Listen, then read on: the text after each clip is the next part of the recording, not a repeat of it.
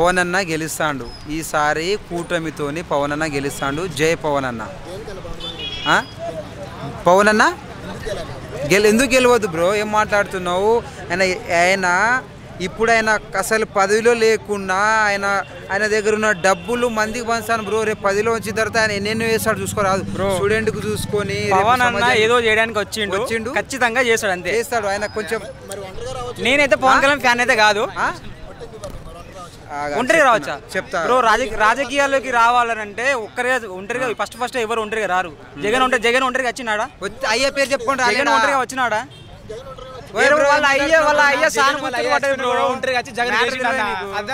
అర్థం చేసుకో ఓడిపోయిన మంచిగా ఓడిపోవాలి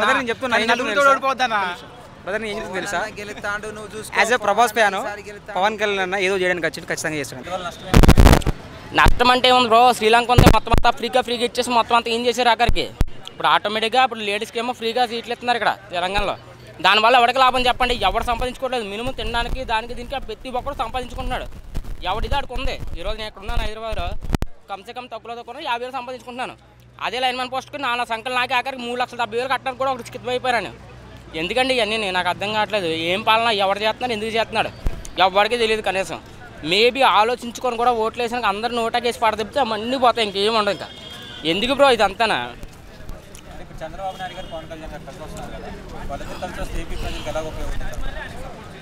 నాకైతే పవన్ కళ్యాణ్ గురించి తెలియదు బ్రో, నేను చెప్తున్నాను. చంద్రబాబు గారు అయితే వచ్చారండో కనీసం కొద్దిగా సరే ఒక డెవలప్మెంట్ చూపిస్తారు జనాలకి. ఆయన పాలన గురించి అందరికీ తెలుసు. ఇక్కడ తెలంగాణ మొత్తం డెవలప్మెంట్ చేసింది కూడా ఆయనే. ఏ విధంగా చెప్పినా సరే ఆయనే ఉన్నాడు మొత్తం అంతా.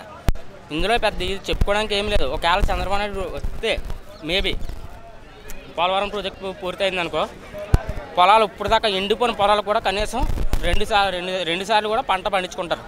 10 మందికి ఫుడ్ ఇది అవుతుంది. ఇప్పుడు మొత్తం అంతా ఇక్కడ ఆల్మోస్ట్ అన్ని స్టేట్లకి సప్లై బ్రో. తూర్పుగోదావరి జిల్లా మొత్తం పశ్చిమ గోదావరి జిల్లా ఇవే కదా మొత్తం అంతా. ఇప్పుడు రేట్లు పెరిగిపోయాయి, అన్నీ పెరిగిపోయాయి. ప్రతి విధంగా ఆలోచించుకుంటే ఏముంది, ఫ్రీ అని చెప్పి ఎవరికి ఏం చేస్తున్నారు బ్రో నాకు అర్థం కావట్లేదు అసలు. దీనివల్ల వచ్చిన లాభం కానీ ఏమీ లేదు. చంద్రబాబు నాయుడు వస్తే ఒకవేళ అనుకోకుండా మేబీ 50-50 చాయిస్. ఎందుకంటే టీడీపీలో సరైన నాయకులు ఎవరు లేరు. మొత్తం అంతా వైఎస్ఆర్సీపీకి వెళ్ళిపోయారు. సరైన వాళ్ళు ఎవ్వరు లేరు. మా ఏరియాలో కూడా చెప్తాను కదా ఇప్పుడు ఆటోమేటిక్గా. మాదైతే తుని బ్రో, తుని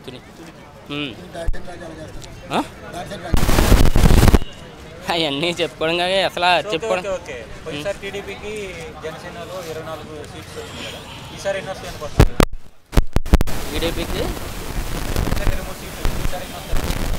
50-50 అనుకుంటున్నాను బ్రో.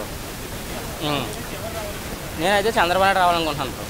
ఎందుకంటే డెవలప్మెంట్ విషయం పక్కన పెట్టండి కాకపోతే కనీసం ప్రతి ఒక్కొక్క సంవత్సరానికి తక్కువన్నా సరే ఏపీ నుంచి అనుకోండి కనీసం 1,00,000-2 లక్షల మంది మామూలు ఆటోమేటిక్ జాబ్ ఎలిజిబిలిటీ వచ్చి బయటకు వస్తున్నారు మొత్తం అందరూ. వాళ్ళకి ఏమి ఇస్తున్నారు బ్రో నాకు అర్థం కావట్లేదు. సచివాలయాలు అవి చేసుకొని దానివల్ల ఏమి లాభం అసలు? ఒక డిగ్రీ చదివిన ఒక పర్సన్కి డిగ్రీ చదివి ఏదో జాబ్ ఎలిజిబిలిటీ అన్నీ ఉండి 5,000 సచివాలయం తీసి ఏం చేస్తున్నారు బ్రో నాకు అర్థం కావట్లేదు. దీనివల్ల ఎవరికి లాభం ఏమీ అర్థం కావట్లేదు అసలు.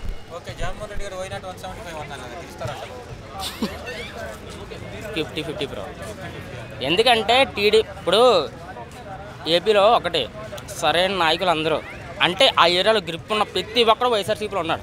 ఇప్పుడు ఈ మధ్యనే కొద్దిగా మారుతుంది మేబీ చెప్పండి. ఆవిడ గురించి అయితే మనకు తెలియదు బ్రో, అసలు తెలియదు. నేనైతే అనుకోవట్లేదు. మేబీ చంద్రబాబు వస్తే మంచిదని నేను అనుకుంటున్నాను అంతే.